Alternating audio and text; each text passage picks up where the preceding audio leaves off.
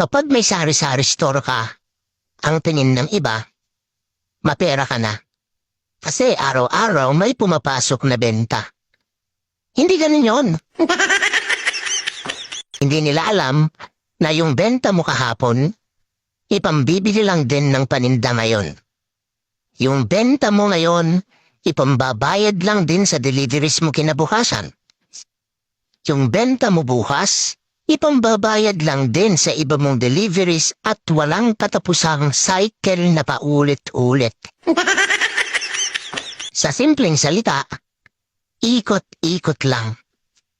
Kuulitin ko, ikot-ikot lang.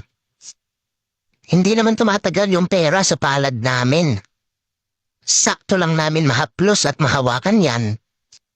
Tapos para na yan ibon na fly away, skyline pigeon fly towards the dreams you left so very far behind.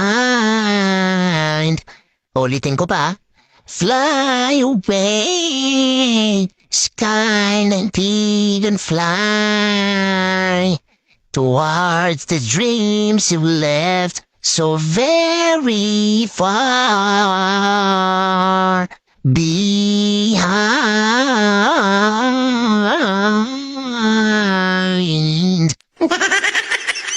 Kaya hindi totoo yung paniniwala ng iba na yung may mga sari-sari store mapepera.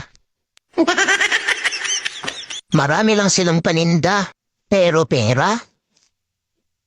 Hindi ka sure.